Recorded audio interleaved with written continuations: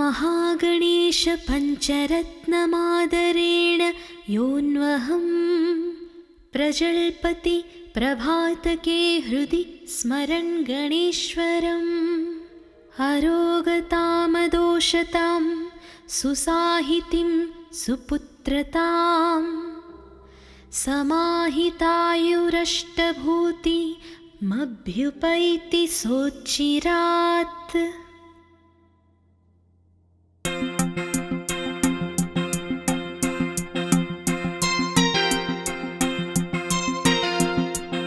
मुदाकरात्तमोदकं सदा विमुक्तिसाधकं कलाधरावतंसकं विलासिलोकरक्षकम्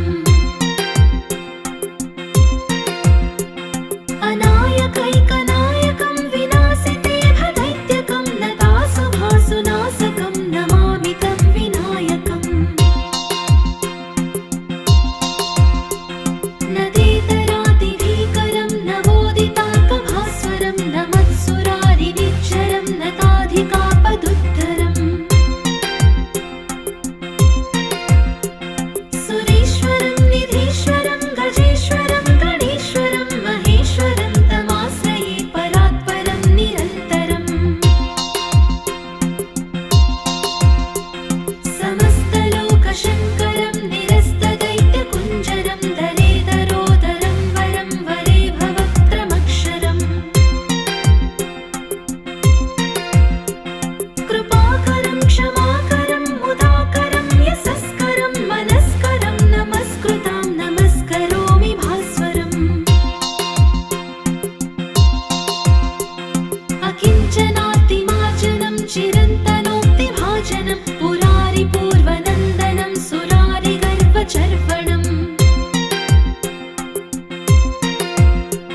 प्रपञ्चनाशभीषणं धनञ्जयादिभूषणं कपोलदानवारणं भजे पुराणवारणम्।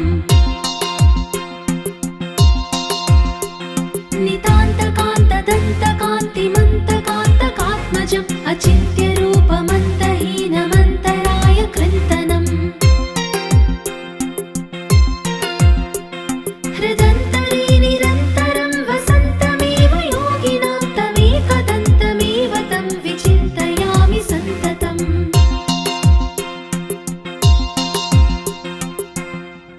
महागणेश पञ्चरत्नमादरेण योऽन्वहं प्रजल्पति प्रभातके हृदि स्मरन् गणेश्वरम् अरोगतामदोषतां सुसाहितिं सुपुत्रतां समाहितायुरष्टभूतिमभ्युपैति सोच्चिरात्।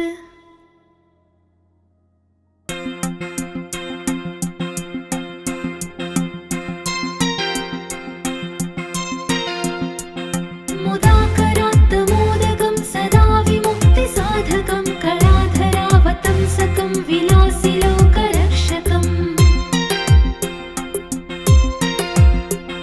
अनायकैकनायकं विनाशितेभदैत्यकं नतासुभासुनाशकं नमामि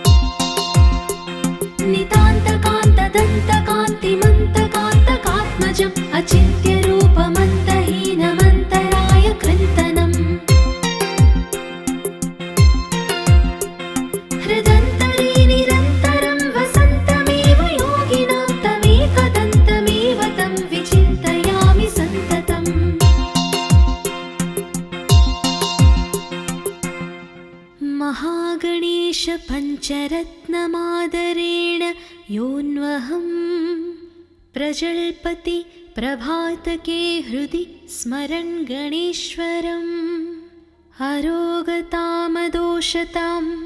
सुसाहितिं सुपुत्रतां समाहितायुरष्टभूतिमभ्युपैति सोच्चिरात्।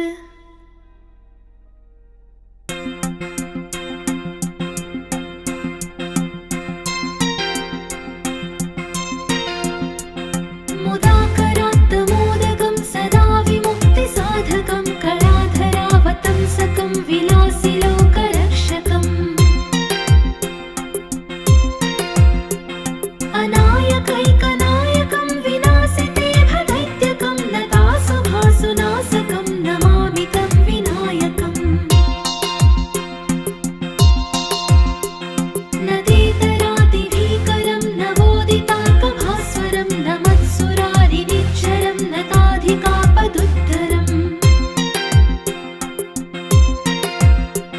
सुरेश्वरं निधीश्वरं गजेश्वरं गणेश्वरं महेश्वरं तमाश्रये परात्परं निरन्तरम् समस्तलोकशङ्करं निरस्तदैत्यकुञ्जरं दलेदरोदरं वरं वरे भवक्त्रमक्षरम्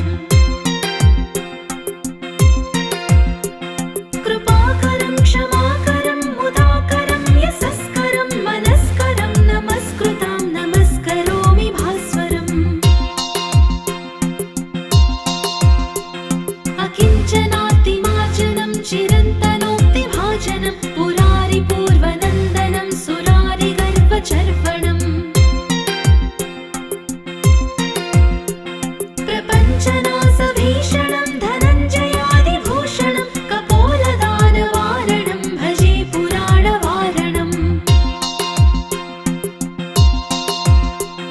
नितान्तकान्तदन्तकान्तिमन्तकान्तकात्मजम् अचिन्त्यरूपमन्तहीनमन्तराय कृन्तनम्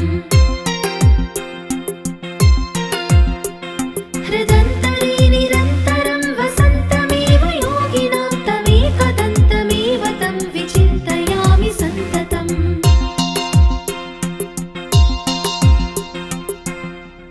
महागणेशपञ्चरत्नमादरेण योऽन्वहं प्रजल्पति प्रभातके हृदि स्मरन् गणेश्वरम् अरोगतामदोषतां सुसाहितिं सुपुत्रतां समाहितायुरष्टभूतिमभ्युपैति सोच्चिरात्।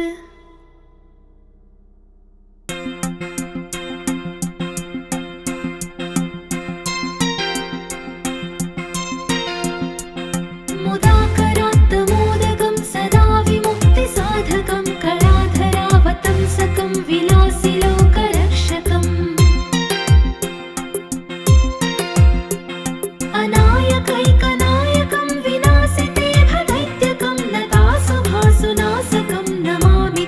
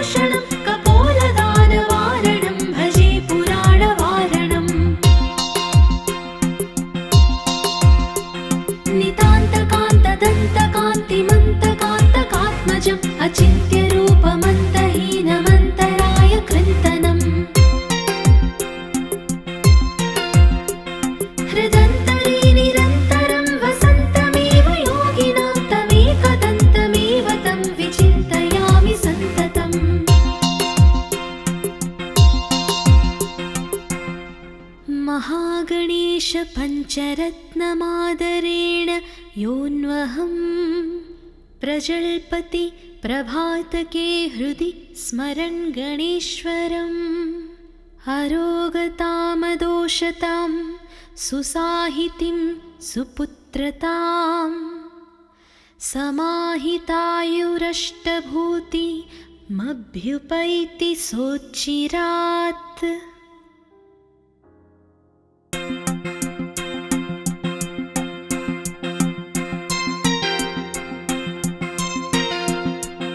मुदाकरात्तमोदकं सदा विमुक्तिसाधकं कलाधरावतंसकं विलासिलोकरक्षकम्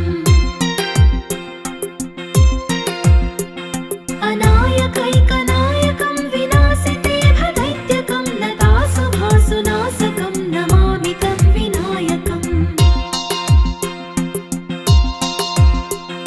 नदेतरातिभीकरं नवोदितार्कभास्वरं नमत्सुरारिनिच्चरं नताधिकापदुद्धरम् सुरेश्वरं निधीश्वरं गजेश्वरं गणेश्वरं महेश्वरं तमाश्रये परात्परं निरन्तरम् समस्तलोकशङ्करं निरस्तदैत्यकुञ्जरं दलेदरोदरं वरं वरे भवक्त्रमक्षरम् कृपाकरं क्षमाकरं मुदाकरं यशस्करं मनस्करं नमस्कृतां नमस्करोमि भास्वरम् अकिञ्चनातिमार्जनं चिरन्तनोक्तिभाजनं पुरारिपूर्वनन्दनं सुरारिगर्वचर्वणम् प्रपञ्चनाशभीषणं धनञ्जयादिभूषणं कपोलदानवारणं भजे पुराणवारणम् नितान्तकान्तदन्तकान्तिमन्तकान्तकात्मजम् अचिन्त्यरूपमन्तहीनमन्तराय कृन्तनम् हृदन्तरे निरन्तरं वसन्तमेव योगिनां तमेकदन्तमेव तं विचिन्तयामि सन्ततम्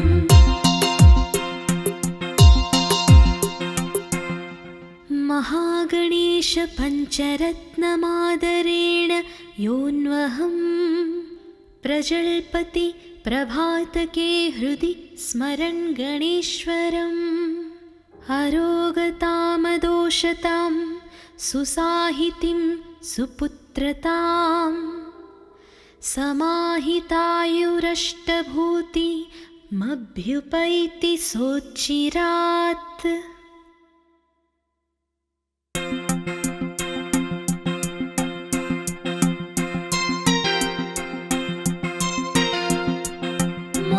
मुदाकरात्तमोदकं सदा विमुक्तिसाधकं कलाधरावतंसकं विलासिलोकरक्षकम्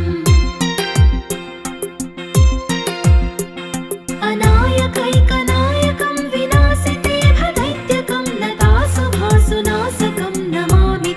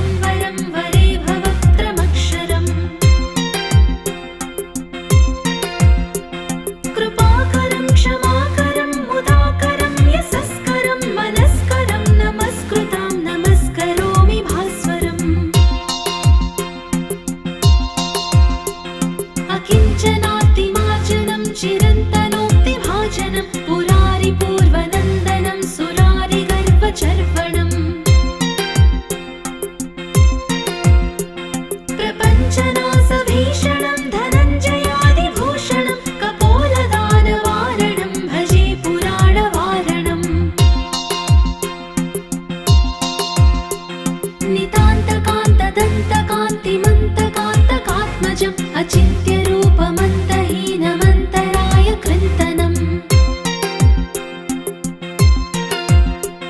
हृदन्तरे निरन्तरं वसन्तमेव योगिनां तमेकदन्तमेव तं विचिन्तयामि सन्ततम्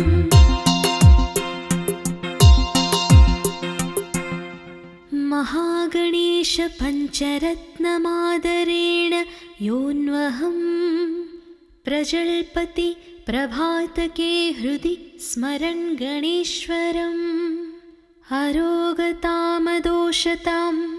सुसाहितिं सुपुत्रतां समाहितायुरष्टभूतिमभ्युपैति सोच्चिरात्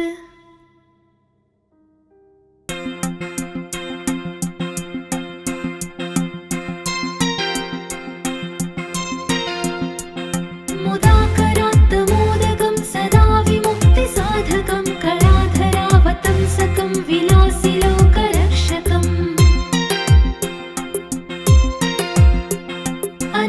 अनायकैकनायकं विनाशिते भदैत्यकं नतासुभासुनाशकं नमामि तं विनायकम्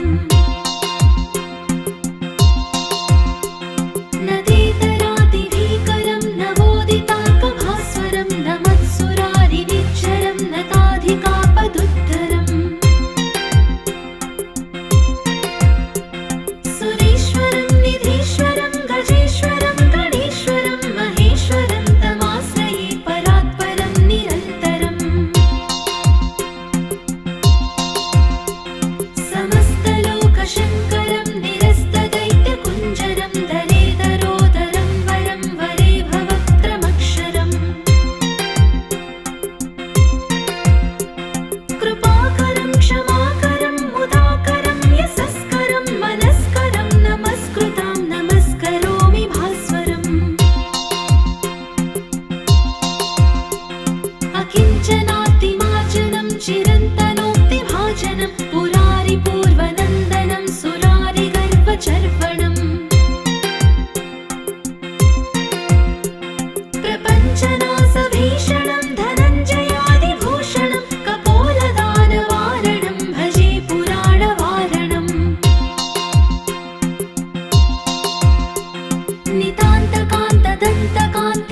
नितान्तकान्तदन्तकान्तिमन्तकान्तकात्मजम् अचिन्त्यरूपमन्तहीनमन्तराय कृन्तनम्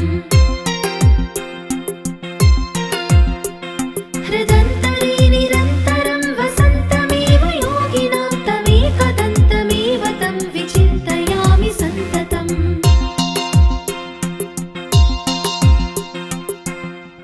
महागणेश पञ्चरत्नमादरेण योऽन्वहं प्रजल्पति प्रभातके हृदि स्मरन् गणेश्वरम् अरोगतामदोषतां सुसाहितिं सुपुत्रतां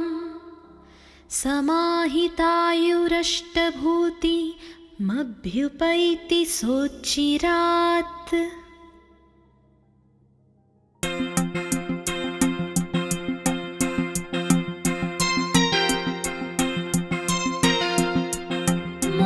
मुदाकरात्तमोदकं सदा विमुक्तिसाधकं कलाधरावतंसकं विलासिलोकरक्षकम्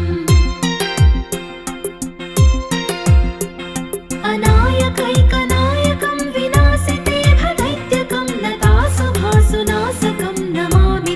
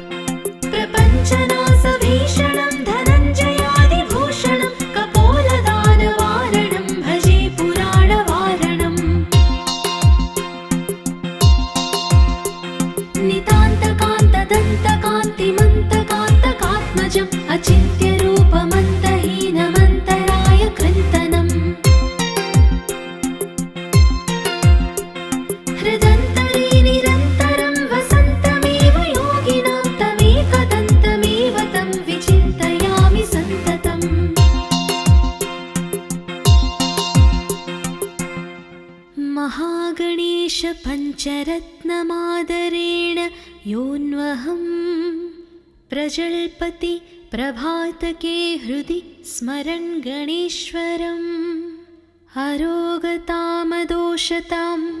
सुसाहितिं सुपुत्रतां समाहितायुरष्टभूतिमभ्युपैति सोच्चिरात्।